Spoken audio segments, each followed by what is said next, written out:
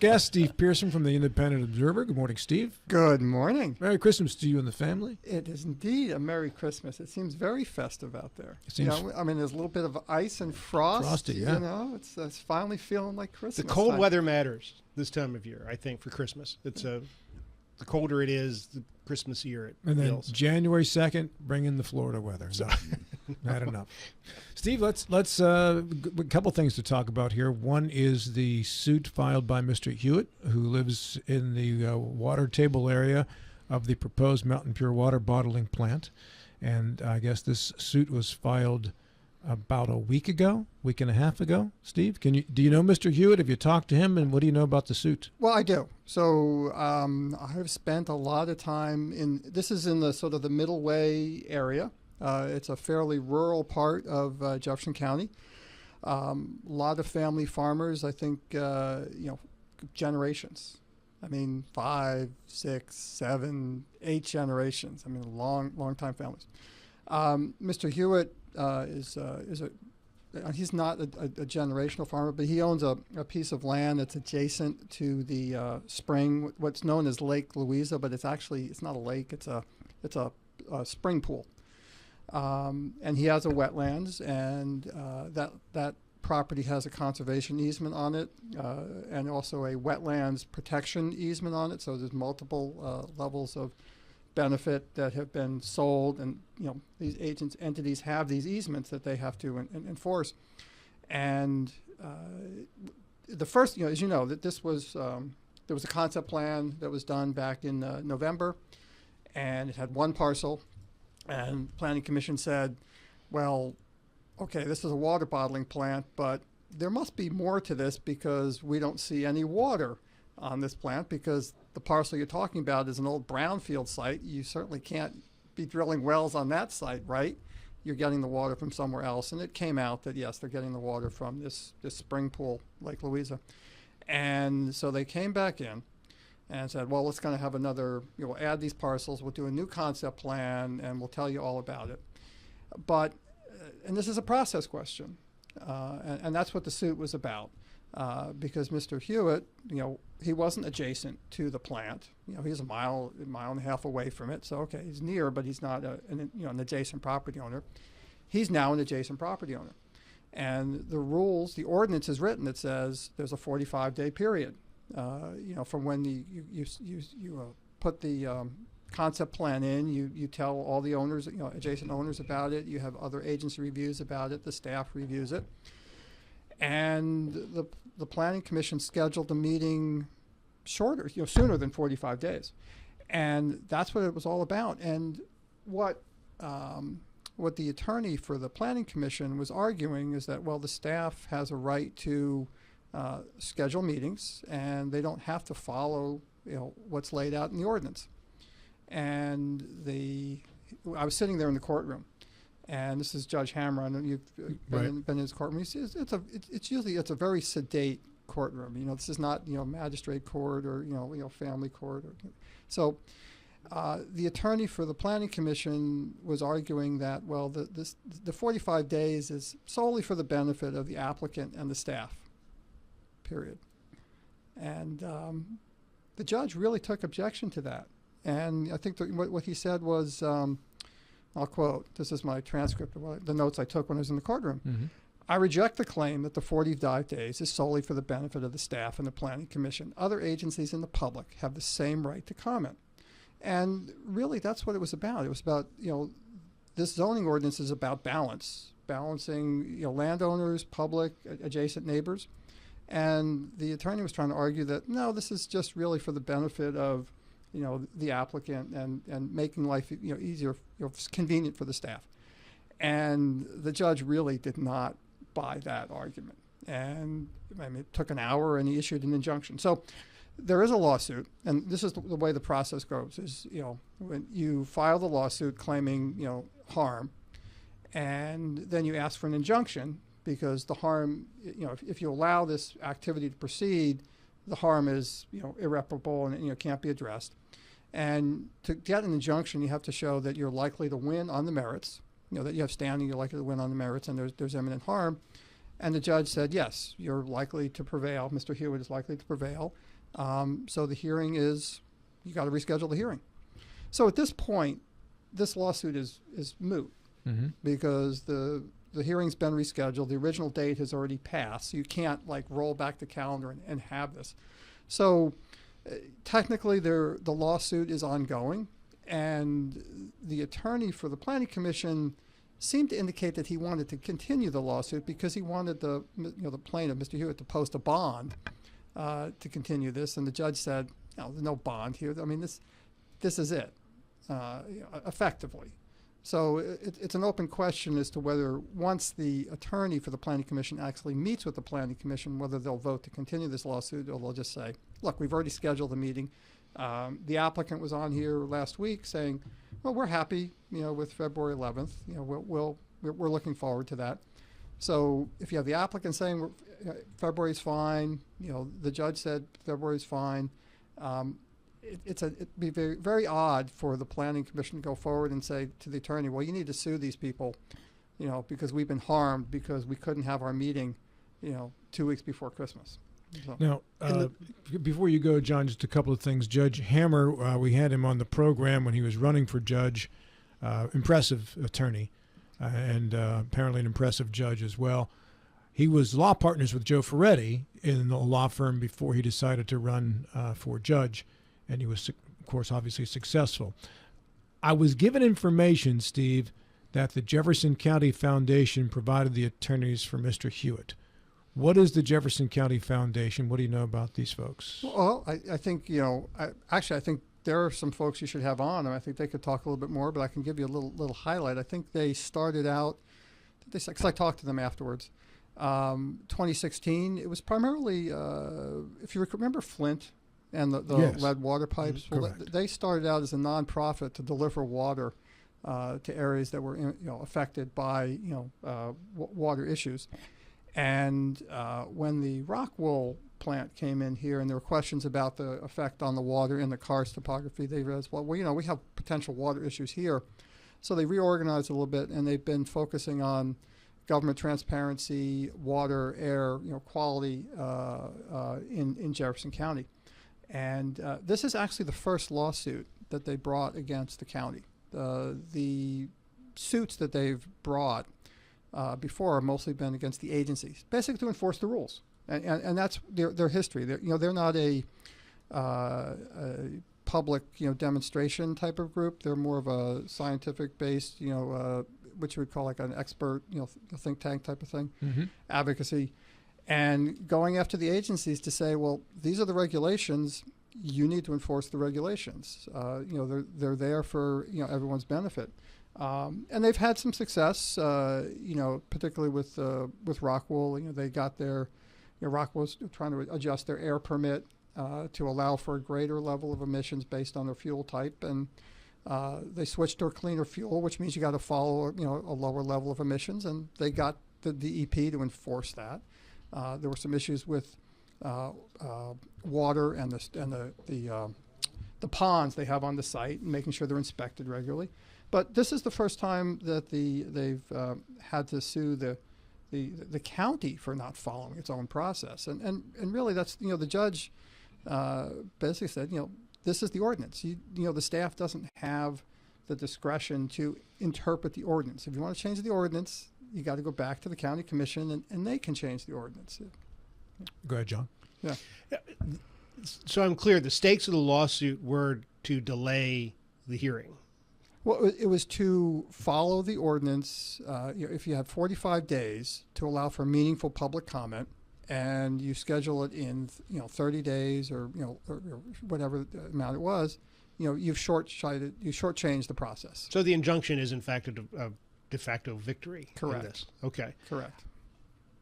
It seems to me in this whole process, there's a weirdness to it with the bottling plant, not the least of which is we don't know who the bottler is. Yes. Out of this. Do you have and any we don't idea? even know that it is a bottler.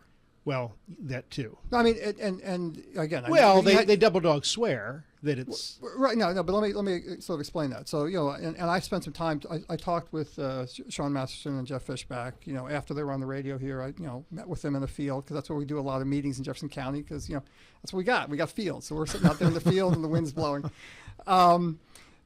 And again, they don't know the end user. They have a concept. They're finance guys, so they've sort of sketched. Saying Sidewinder doesn't know. Sidewinder.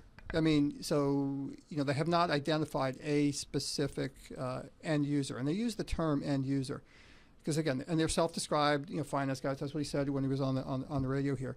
They've got a sort of some assets. They've got a business model. Presumably it shows a certain amount of return on their investment. The form of how they would sell it, whether they'll sell it, whether they'll lease it, because they've got two different parcels here.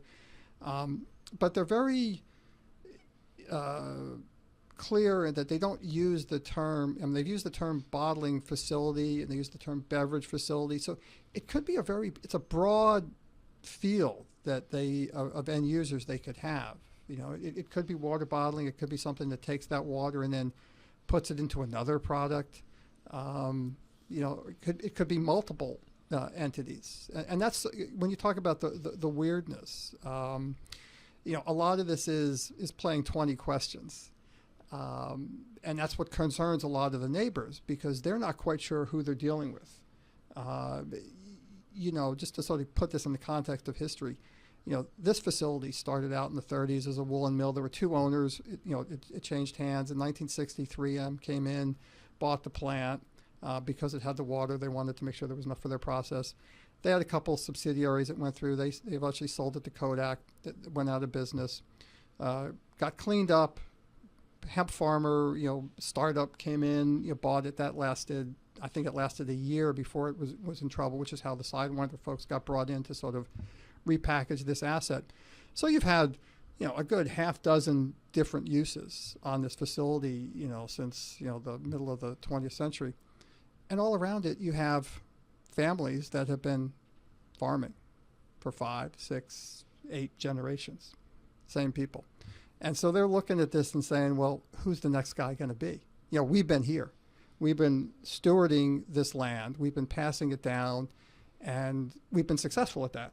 I mean, if you've been farming the same piece of land for 8 generations, you haven't been doing the same thing. I mean, you're building up this expertise, this sort of integral relationship with the land. And you have these people next door. It's like, okay, well, come in, but, what are you going to be doing, and how is it going to affect us? And that's really the nub of this is it's property rights.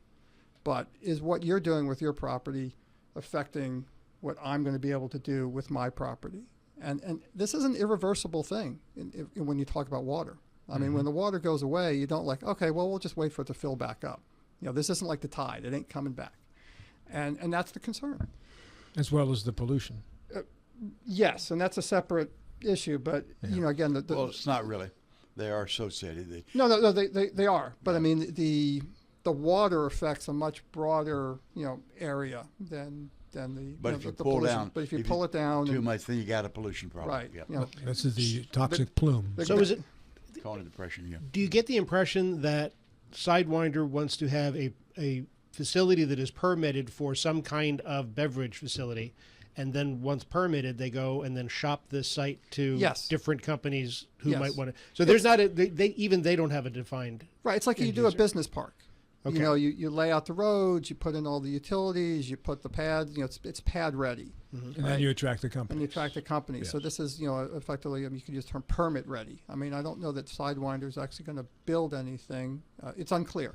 Mm-hmm. And I think that's again the issue here is that if the folks around and what I'm hearing is that they knew a little bit more and they knew that whoever was going to be in there was going to be playing by the same rules that they've been playing by for generations, that it's going to be a level playing field, and then they're not going to just unfairly take more than their fair share of the water.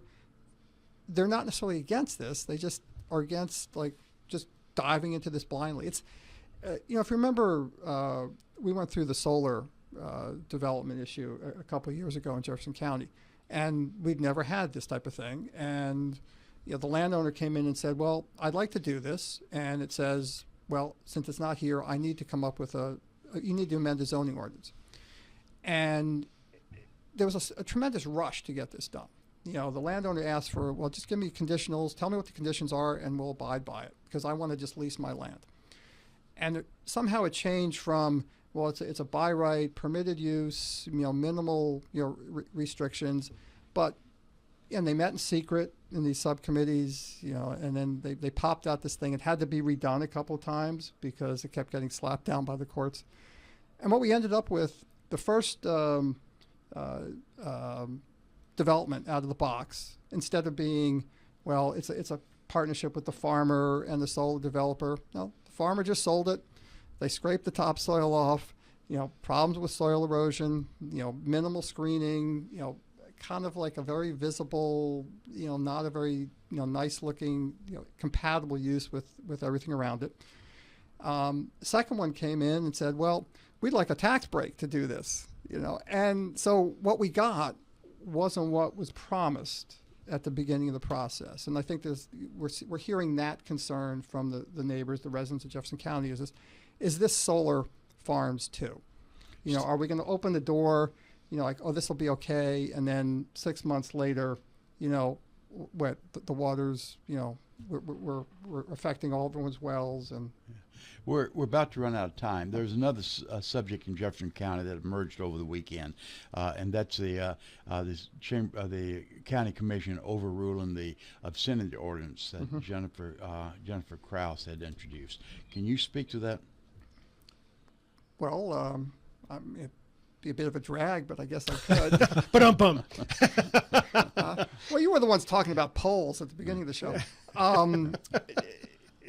The ordinance that was adopted, and this is going back about a year and a half, this was a county commissioner who, without advice of legal counsel, introduced an ordinance, pushed it through, and it wasn't reviewed with its compliance with state ordinance or state code.